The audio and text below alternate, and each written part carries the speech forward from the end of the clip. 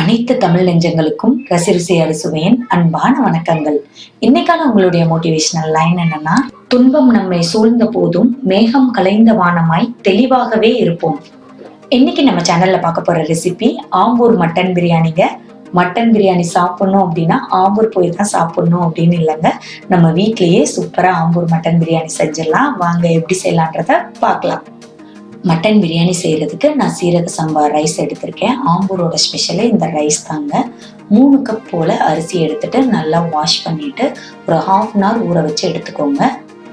கிட்டத்தட்ட 600 gram. First நம்ம ஒரு மசாலா பேஸ்ட் ரெடி பண்ணிக்கலாம். 15 பல் போல பூண்டு எடுத்துட்டு குட்டி குட்டியா சாப் பண்ணிட்டு ஒரு மிக்ஸி ஜார்ல சேர்த்துக்கோங்க. கூடவே ஒரு சின்ன துண்டு இஞ்சியை குட்டி குட்டியா சாப் பண்ணி அதோட சேர்த்துக்கிறேன். 2 பச்சை மிளகாய், நான் 10 போல வரமிளகாய் எடுத்திருக்கேன். அவங்கவுங்க காரத்துக்கு ஏற்ப வரமிளகாயை கூட்டி குறைச்சு சேர்த்துக்கோங்க. இப்போ இதை மிக்சியில தண்ணி ஊத்தாம நல்லா ஒரு சுத்து சுத்தினதுக்கு அப்புறமா தண்ணி ஊத்தி சுத்திக்கலாம். சரியா 30 இருந்து 40 ml போல தண்ணி சேர்த்துக்கிறேன். அது கூடவே 1 டேபிள் ஸ்பூன் போல காஷ்மீரி சில்லி பவுடர் சேர்த்துக்கிறேன். நல்லா கலர் கொடுக்கும். அவ்வளவுதான், நம்ம பேஸ்ட் ரெடியா இருக்கு. இப்போ கேஸ் ஆன் பண்ணி ஒரு குக்கர் அடுப்புல வச்சுட்டு தேவையான அளவு எண்ணெய் விட்டுக்கோங்க. 4 கிராம்பு, 3 ஏலக்காய், 1 அன்னாசி பூ, 4 துண்டு பட்டை, 2 பிரியாணி இலை.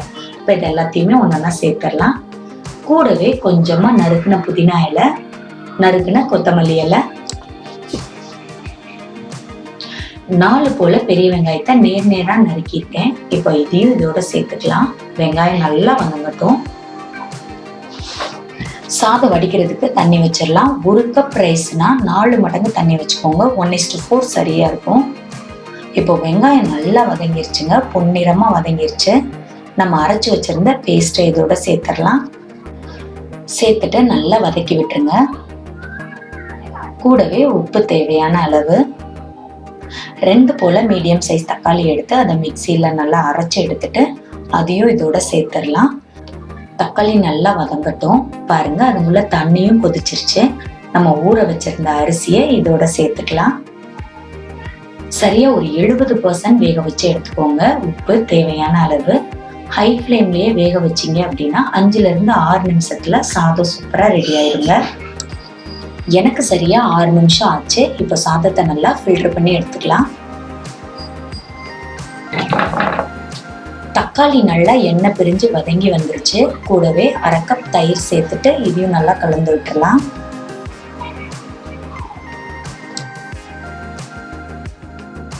இந்த ஸ்டேஜ்ல நம்ம எடுத்து வச்சிருந்த மட்டன் சேர்த்துக்கலாம். நான் 600 கிராம் போல மட்டன் எடுத்திருக்கேன். சாதம் எவ்வளோ எடுக்கிறீங்களோ அதே குவான்டிட்டியில மட்டன் எடுத்தீங்க அப்படின்னா பிரியாணி ரொம்ப டேஸ்டா இருக்குங்க. இப்போ மட்டன் சேர்த்துட்டு நல்லா வதக்கி விட்டாச்சு. ஒரு 5 மினிட்ஸ் போல நல்லா மசாலா பிடிக்கிற மாதிரி வதக்கிட்டு 200 ml தண்ணி சேர்த்துக்கிறேன். சேர்த்துட்டு இப்போ அரை எலுமிச்சம்பழத்தோட சாறு சேர்த்துக்கலாம். கடைசியா நறுக்கி வச்சிருந்த புதினா இலை கொஞ்சம், கொத்தமல்லி இலை கொஞ்சம் சேர்த்ததுக்கு அப்புறமா நல்லா இதை ஒரு வாட்டி கலந்து விட்டுருங்க. மட்டனை வேக வச்சு எடுத்துக்கலாம். எனக்கு சரியா 5 இருந்து 6 விசில் விட்டா போதும். மட்டன் நல்லா வெந்துடும். உங்களுக்கு எத்தனை விசில் விட்டா மட்டன் வேகுமோ அத்தனை விசில் விட்டு எடுத்துக்கோங்க. இருக்கட்டும். நான் சரியா 6 விசில் விட்டுருந்தேன். கேஸ் எல்லாமே நல்லா ரிலீஸ் ஆயிடுச்சு. எடுத்து பார்க்கலாம். பாருங்க, நம்மளோட மட்டன் சூப்பரா வெந்துருச்சுங்க. இப்போ மறுபடியும் கேஸ் ஆன் பண்ணிட்டு இதுல உள்ள கிரேவி எல்லாமே நல்லா திக்கா வர்ற அளவு கொதிக்க விடுங்க.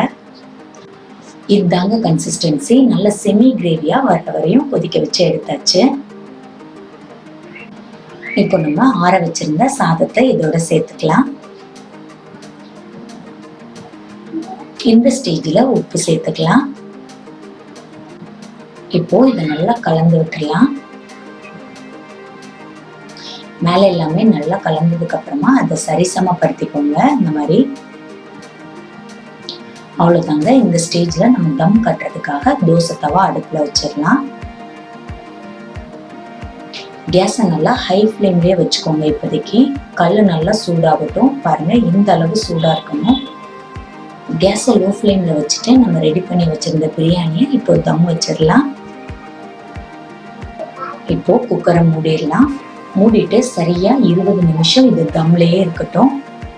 கேஸை லோ ஃப்ளேமில் வச்சுக்கோங்க. சரியா 20 நிமிஷம் ஆயிடுச்சுங்க. இந்த ஸ்டேஜில் நான் கேஸை ஆஃப் பண்ணிட்டு ஒரு 15 நிமிஷம் அப்படியே விட்டுறேன். 15 மினிட்ஸ்க்கு அப்புறமா நம்மளோட பிரியாணி பாருங்க எவ்வளோ சூப்பராக ரெடி ஆயிடுச்சுங்க. வாவ், பிரியாணியோட ஸ்மெல் வந்து பயங்கரமா இருந்துச்சுங்க. பாருங்க சாதம் எவ்வளோ உதிரி உதிரியா இருக்குதுங்க. பிரியாணியோட டேஸ்ட் சொல்ல வார்த்தையே இல்லைங்க, அவ்வளோ நல்லா இருந்துச்சு. கண்டிப்பா நீங்களும் உங்க வீட்டில் ஒரு தடவை செஞ்சு பார்த்துருங்க.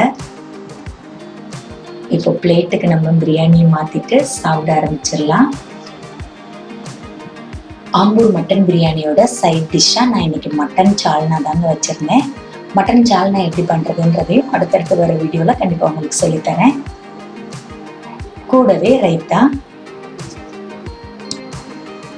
அப்படியே கொஞ்சமா மட்டன் குழம்பு எடுத்து பிரியாணி மேல ஊத்தி கொஞ்சோண்டி மட்டன் பிச்சு அதுல வச்சு சாப்பிடும் போது ஆஹா, அவ்வளோ டேஸ்ட்டுங்க, சொல்ல வார்த்தையே இல்லை. கண்டிப்பா நீங்களும் உங்க வீட்டுல இந்த மட்டன் பிரியாணியை மிஸ் பண்ணாம ட்ரை பண்ணுங்க. ட்ரை பண்ணி பார்த்துட்டு உங்களோட கமெண்ட்ஸ் என்ன அப்படின்றத மறக்காம எனக்கு பதிவு பண்ணுங்க. நம்ம சேனல் பிடிச்சா மட்டும் சப்ஸ்கிரைப் பண்ணுங்க. அனைவருக்கும் ரசிருசி அறுசுவையின் மனமார்ந்த நன்றிகள்.